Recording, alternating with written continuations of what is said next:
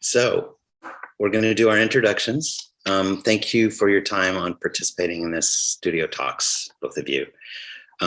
So I'm going to introduce myself. I'm John Priola. I'm from Denver, Colorado, following my script here. I'm the director of the Low-Residency MFA program, and I'm a senior lecturer and in the photography department. I've been at SFAI for about 25 years. So I'm now going to turn it over to both of you to introduce yourselves, and maybe we'll start with Blair, if you don't mind. Hi, my name is Blair Peters. I live in West Marin, California, north of San Francisco, and I'm a first-year low residency student. Thank you. Andy? I'm Andy Pepper. I live outside of Boston. I'm originally from the South, which you may be able to figure out from my accent through the course of this talk. I finished the Low Residency MFA program in 2019.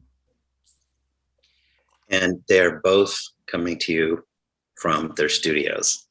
I guess I'm going to stop talking to the virtual audience because it's just you two. So I really appreciate your time again doing this. And what's great about it is that there's a current student experience, there's an alumni experience. There's also a difference there where Andy was in person. Blair has been not in person the whole time, online. So there's a lot to be said about that for each of your experiences. So can you just say what it's like to be a student at SFAI? Blair, do you want to go first? Yeah, I'll go first. Well, so far it's exceeded beyond my expectations. Even during the pandemic,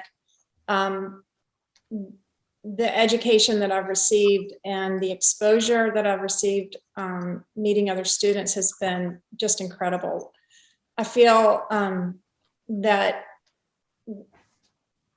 I've learned so much in the last year. It's like 10 years compressed into 1 year. The intensity and the focus that I've put in my work and the feedback I've gotten from teachers, along with working with other intelligent, ambitious students, has really motivated me a lot.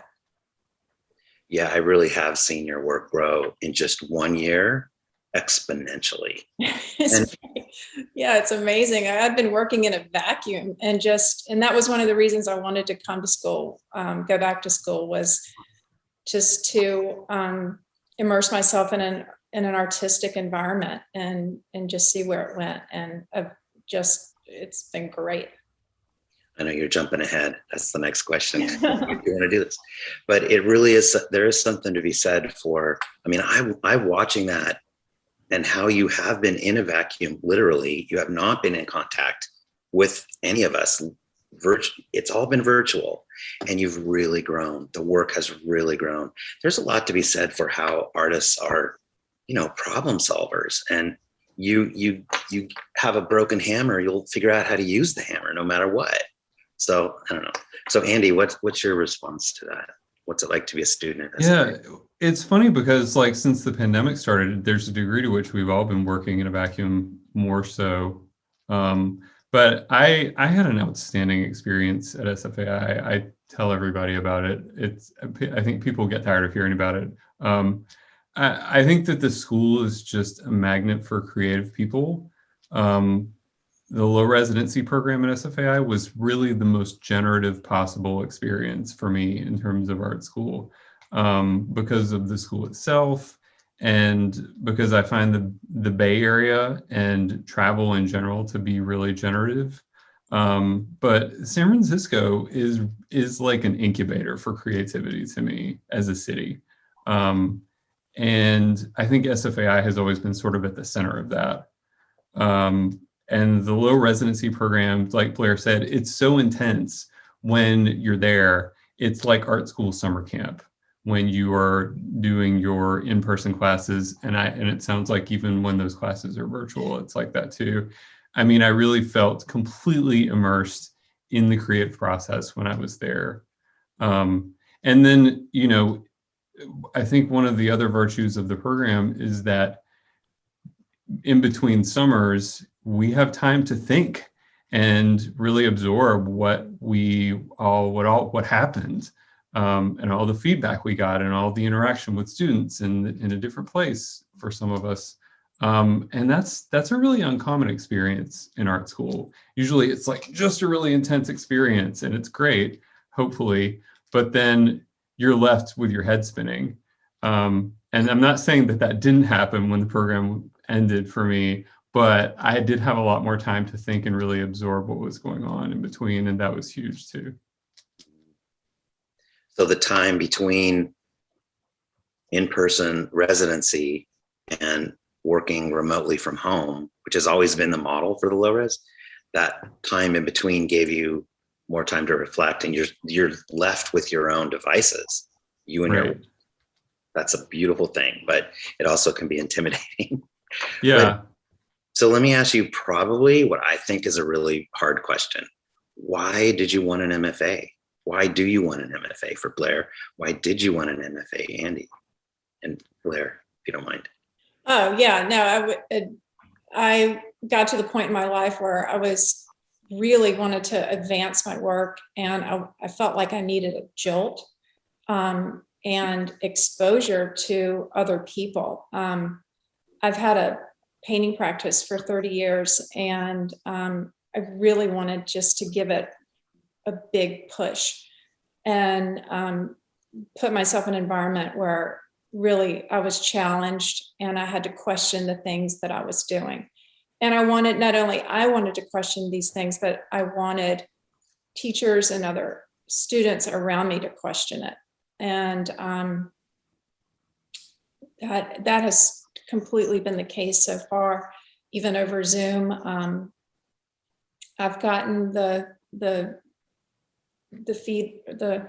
feedback and the motivation to get the work done and to try new things that I would not have done if I had been on my own.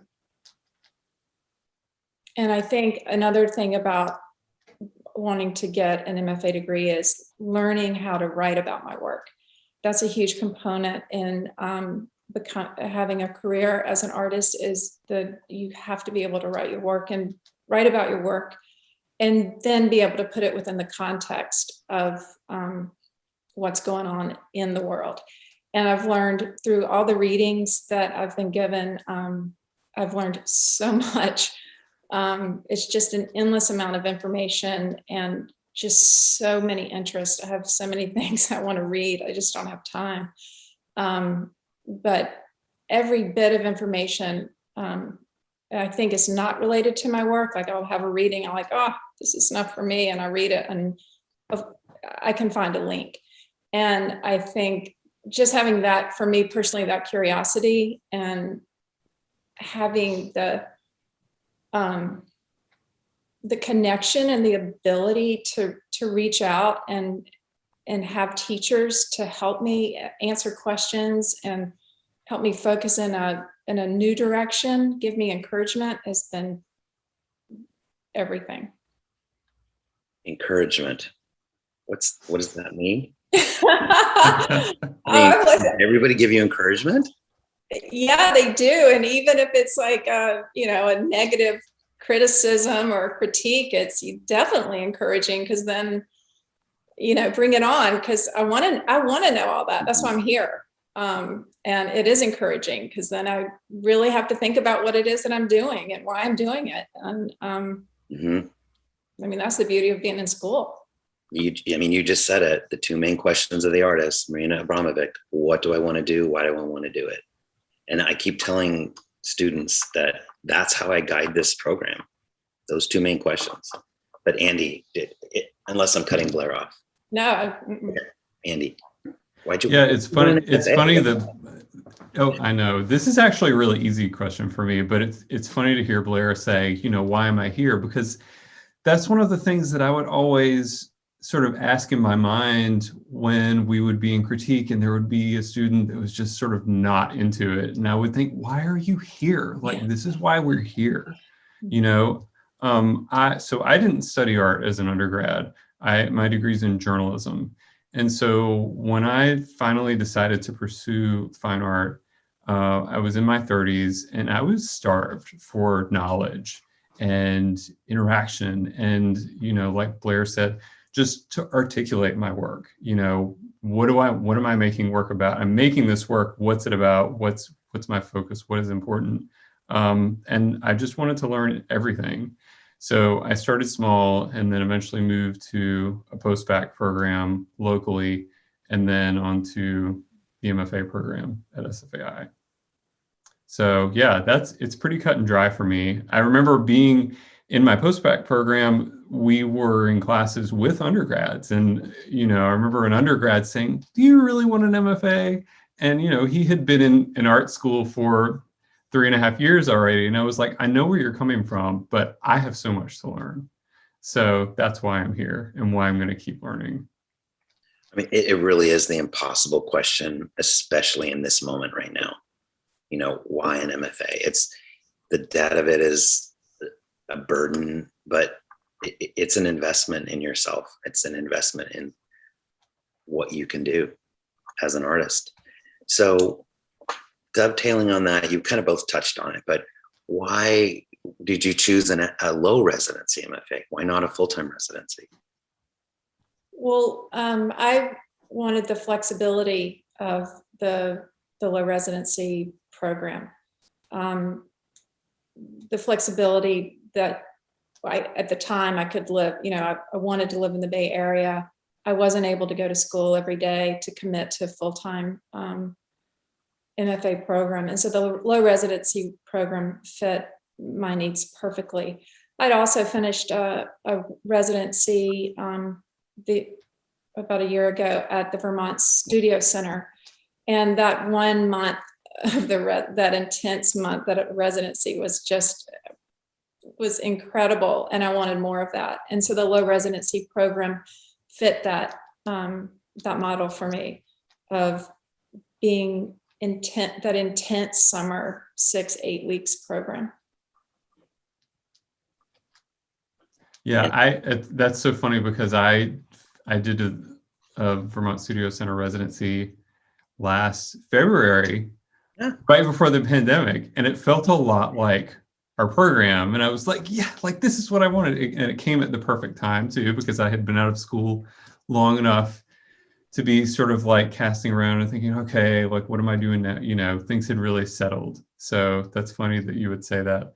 While a residency, well, I think I said before, travel has always been really generative for my art practice. And I knew that really early on. And, I have a family and a life here on the East Coast. And so, I did apply to schools locally. And if I had done one of those programs, life would have really changed very little in a lot of ways. But in a lot of ways, I was kind of in a rut. And so I also applied to low-res programs because I thought, okay, this is a way that I could go and, pick my practice up, move it someplace else and work and treat it like a series of artist residencies. And that could actually work in terms of my life and my lifestyle. And SFAI is the one that sort of bubbled to the top. I honestly didn't think that I was going to be doing a residency program, and SFAI convinced me in the end, and it was the perfect decision. Like I really have no regrets. It just feels like it worked out exactly the right way and to be the exact right program for me. In every sense, but especially in that sense. And I don't think that I think that a lot of art students choose traditional programs just because that's sort of the thing to do. And, I think that this is a hugely underrated opportunity. A lot of us who do these low residency programs are like a little older and a little more experienced, and we have lives and families back home and, things like that. A lot of students would be teachers. And so they would come, in the summer, they wouldn't be teaching. So they'd be able to come and do the program in person. but I really think that it's a great opportunity for anyone, just for all the reasons that I described. Having to move yourself out of your usual life and go and work somewhere else I don't know many people that that's not good for, Right. or many artists. So yeah. Or people, you're right. Yeah. It changes you as a human being, but definitely for your work. And yeah, the flexibility is, I think, in a very, very useful part of a low residency program. But this program has one of the longest residencies there is, 8 weeks. There's a lot of them that are 6 weeks, 2 weeks, nomad models, but this has an 8-week residency. So let me ask you, how do you feel like you were shaped by SFAI? And this is maybe an opportunity to talk about some of the professors, some of your teachers, and how do you think that shaped you, Blair? Well, two professors I want to bring up. One is Dewey Crumpler. He was, I've taken 2 classes with him, one last semester and one this semester, and he's really terrific. I love him. That's as much as you can, by the way. I mean, you can't take. Yeah, well, I you've got done as really much as you lucky. can. Yeah, I got really lucky that he was available and that I was able to that I am able to take his classes. Dewey as a mentor, my experience with him, he is very insightful and inspirational, and he has this ability to take ideas and weave them together, these disparate ideas, and weave them together to make them applicable to my art, let's say. And I have learned so much from him. And he'll bring up a topic again, I think, well, that doesn't really relate to me. And then he weaves it together so that it's right on target. It's super direct. And I really appreciate the time that I've had working with him. And another professor I've had this semester, it's just been a real eye-opener, is Cristobal Martinez. And we're in a group, I forget the names, a group critique class seminar. And he uses the Liz Lermer critique method, which is a structured critique method. It's a 4-part method. And all the students in the class, we're fully committed to this process. And it's remarkable how the critiques flow and how they progress. And I've learned so much just through participating in someone else's critique. And so for that, I'm just really appreciative. That's the model. Yeah. You learn from each other's critiques. Yeah. Andy, what do you say about that? I mean, I had so many great instructors at SFAI. Again, I think the school is really just a magnet for creative people. One of my favorite courses ended up being my critical theory course, which I put off until my very last semester because I was really intimidated by it. And then my instructor was Claire Daigle, who is fantastic. And she essentially, what she did was she taught us art theory through film. So each week we would watch a different film and learn a different concept through that. And it was just a great way to kind of illustrate these concepts. And I still think about so much that I learned in that class, every day, all the time. And that's not the case with every class, These were just really big picture concepts that I left thinking about and still think about. So yeah. Yeah, I mean, SFAI has a very particular, special way of teaching art history. It's not your regular canon. It's not ever really been your regular canon. And when it has been the regular canon, if it veered that way, students don't like that. We pay attention. Faculty pay attention. That's how I feel. Where does your motivation come from, Blair? John, that's a big question. Well, it was really interesting.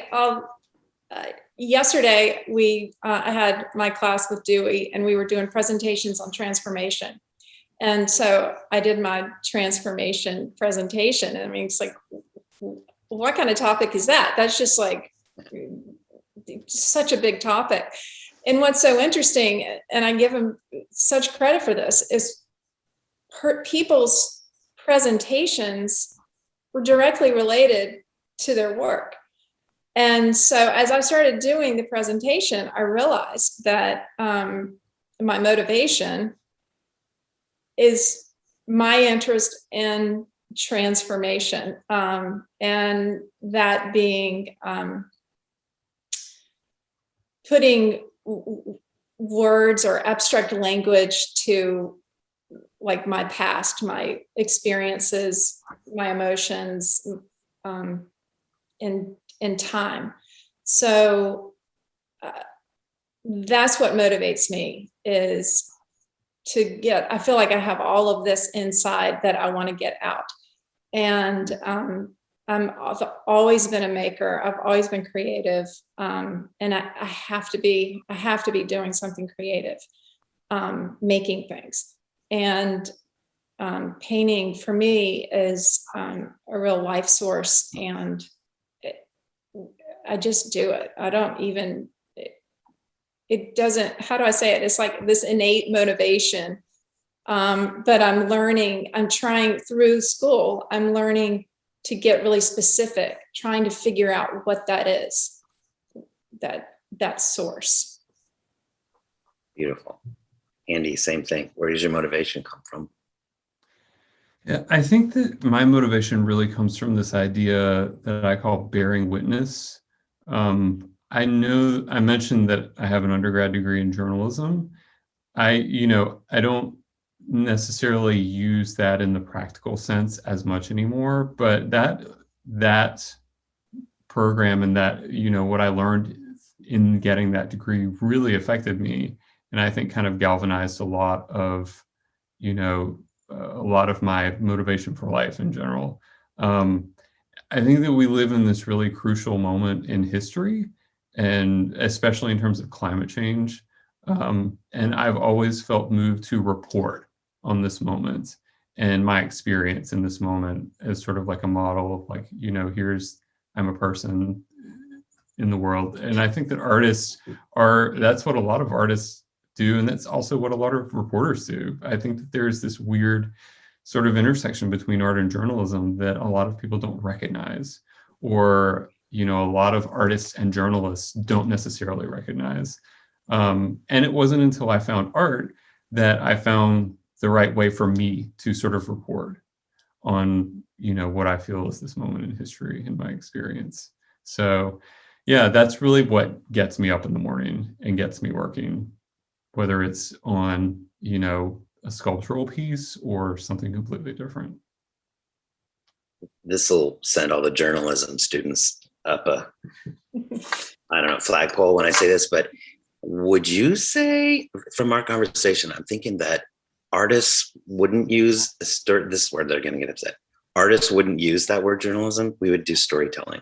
I think that's all we're doing is storytelling. We want to communicate, report, storytell. I think we're saying the same thing, but just different words. So it's semantics or whatever you want to label that, but it's really the same thing. And it's about connection, right?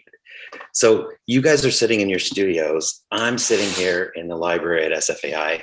By the way, this is why my glasses are so dark. Let me just give you why they're so dark. This is my view. So this light is what's making my glasses turn dark. So, can you see Alcatraz? I don't know if I have it at the right angle. Can you see Alcatraz there now? Oh yeah, just barely. Just barely? Yeah. Okay, well. All right, so that's why my glasses are turning dark. I'm cool anyway, but that's what is. All right, so because you're in your studios, tell us a little bit about what you're working on, and then I have rapid fire questions for you to the end. Well, this is a good segue from storytelling, because that's exactly what my work is all about right now, is storytelling.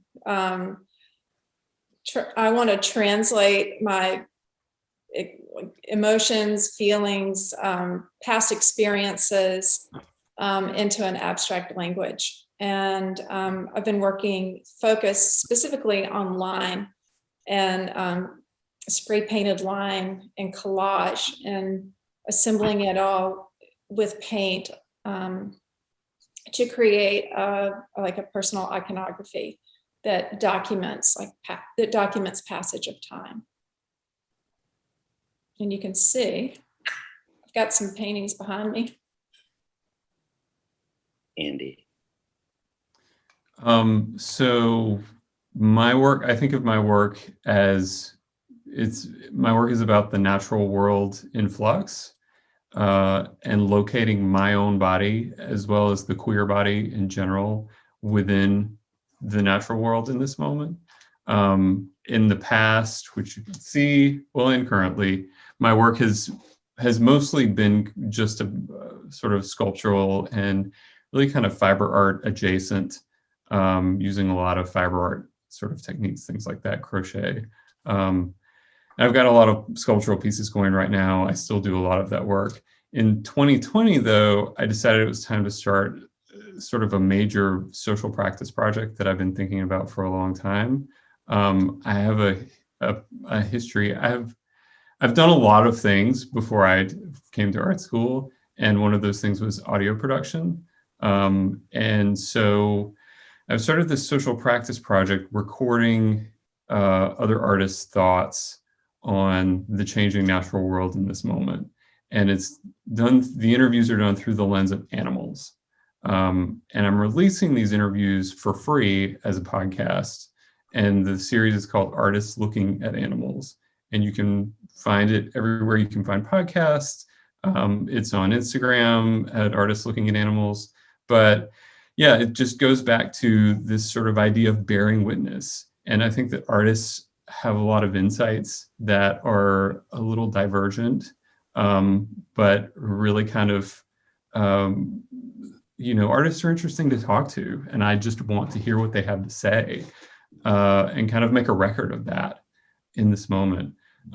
So each interview also includes an original piece of sound art, and it's kind of a new direction for me, but also kind of not.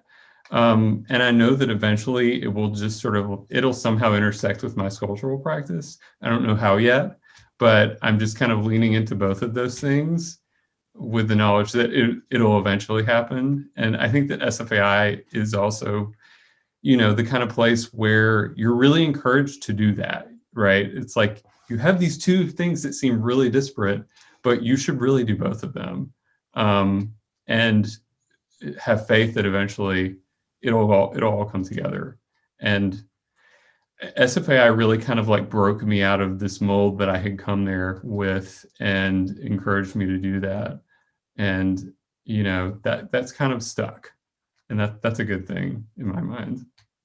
I want to agree. I want to agree with Andy on that. And I too feel encouraged to expand my practice and explore different medium. And I also wanted to add that one of the benefits of being in school, to your point about maybe having two disparate bodies of work, when you present your work to other people who have your best interests at heart, they're much more objective, so they can see threads and connections that I can't see because I'm so in it.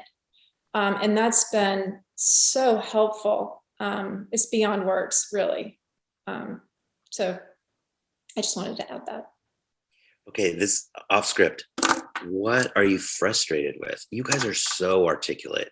That's why I thought of you, both of you, frankly, because you're so articulate, you're so in it.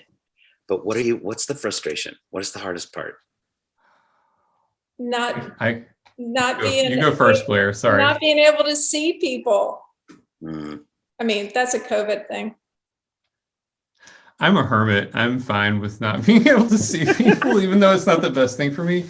I am constantly frustrated that there are not more hours in the day, And that I'm am very much an introvert, and I love that about myself, and I embrace that, but I have trouble embracing the fact that I have a finite amount of energy. And,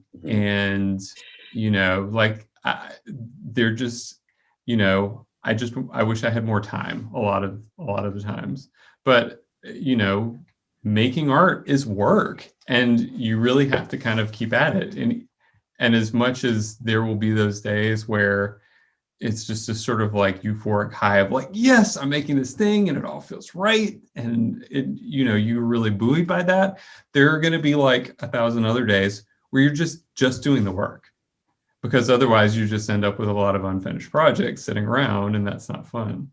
And then for me, I think one of the reasons this audio project was such a big deal is because it's something where I'm consistently putting a piece of work out to the world and saying, hey, come listen to this. And so then when people do that on kind of a regular basis, I've kind of created this greater sense of accountability. So I'm having to kind of like hold myself accountable to that. And, that takes energy too. So yeah, I would just like more time and more energy. That's what frustrates me constantly. Totally. Oh my God. Okay. So read faster. Say it again, Blair. I'd like to read faster. Boy. I am so with you. I know, I'm such a slow reader. It's the worst. It's terrible. Yeah, and when the material is really dense and interesting, you got to go over it several times in order for it to ingest. Yeah. Okay, rapid fire questions, meaning shorter, quicker answers. Form or content? Form or content? Form or content, which is more important? Andy. That's a tough one. I'll go. For me, I think this is the answer. For me, form. Yeah. Form always. Yeah, form always comes first for me. But I'm constantly thinking about the content. Even that's hard, right? Especially in art school, where it's very easy to just get lost in form, and that's okay. Like, that's a path, but you're constantly encouraged to think about the content. And so I do that anyway. So for me, it's about kind of like saying, okay, I'm going to make this thing like this thing back here. I don't know if you can see where I'm pointing. It's like, I will often start with a material and say, this is going to do something interesting, and I'm just going to play with that and trust that the content will come. And it usually does. I rarely make a thing that I'm like, what is that even doing? Eventually. Blair, form or content? Oh, form. Ooh, look at that. Damn. What are you passionate about outside of art? Short answers. Oh, sorry. No, it's fine. It's fine. What are you passionate about outside of art? Nature. I love to be outside. Plants and gardening. I'm a gardening nerd for life from a very young age. What's one of the that you can remember? What's the first artist that influenced you? Like thinking way back. Oh, Grandma Moses. My mom had prints of Grandma Moses all over the house. And they're tiny little illustrations. I loved them. I love that. I use this quote from her that says, if I didn't find painting, I'd be raising chickens. Uh-huh. Yeah, she was awesome. First artist, Andy. That's tough. That's really tough. It'd be Disney. I know. No, it's not Disney. Wow. I'm drawing a blank. It happens. It's probably, I'm going to go with the Beach Boys. Perfect. Because music is huge for me. And that was one of the first moments I remember feeling that spark of, yeah. Did you know what an artist was in high school? I thought I did, but I did not. Did you think you were an artist in high school? Each of you? Any of you? Oh, yeah. I was an artist from day one. I was always drawing pictures. always. Yeah, Making I food. was too. At my prom, we had to make these sort of like flowers out of like crepe paper. And I remember just like cutting this thing and throwing it there and somebody being like, damn, like you can make some stuff out of paper. And I didn't even think anything of it. So, who's your favorite artist today? That's an impossible question. Joan Mitchell. And she comes to mind because there's this big retrospective that's coming in September at SFMOM. I'm so excited. I love the way she paints, her color, her expressive brush strokes. Just everything about her work is inspirational to me. So I'm more along your lines, Andy. I could not answer these questions. I really couldn't. It's rapid fire. Well, yeah. I know. Really bad. I'm good at asking rapid fire questions. Answering, not so much. And I usually have like a list up here saying like, here's who I look at, because people always ask, and I took that down for whatever reason. So Yeah. okay, I'm butting in there unless you have one. I'm gonna throw one out. But I thought your answer was great. It's impossible to answer that because really, and it depends on the week, doesn't it? Like you may learn about this artist, they are all of a sudden your favorite artist. You forget, the one you were just in love with a second ago. But so we're kind of wrapping up here on our time. So, is there any, memorable moment you would want to like end with here at SFAI that you'd want to share? Oh, I want to say that one of the most impressive or best times for me are our every other Saturday Zoom calls with the Low-Residency group that John coordinates and leads, and it is terrific. I love it. We're a really tight group. We show our work.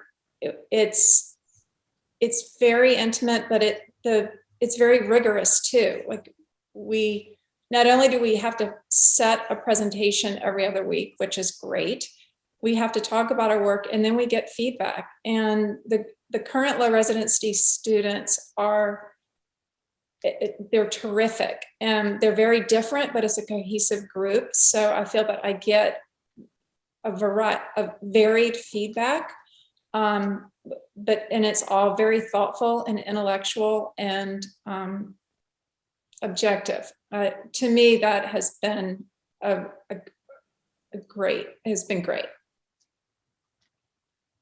Thanks, John. Thank you, Andy. Yeah, I think that the main thing that I just always come back to is that SFAI has great instructors. Mm-hmm. And that really was everything for me. And including yourself. And that's, it really was just, I think that's just sort of a fixture of the school. And I think that I've known people who've gone to different art schools, different kinds of art schools, ones that have had great reputations, ones that have had less great reputations, whatever reputation means these days. And having had a couple of years to think about it too, I just don't that's just something that is just the way of life at SFAI. Great instructors are part and parcel with the school. So yeah, and I'll say thanks too for asking me to be a part of it, because it's always great to sort of be able to tell people that once again, that you will find great people at SFAI. Well, thanks to both of you, really. And I know we were supposed to keep this shorter than we went, but there's so much to talk about. I really appreciate your time. Oh, well, thanks for having us, or thanks for having me. I've really enjoyed it. Thanks to both. Yeah, thank you. Okay, go make work. You too. Yeah.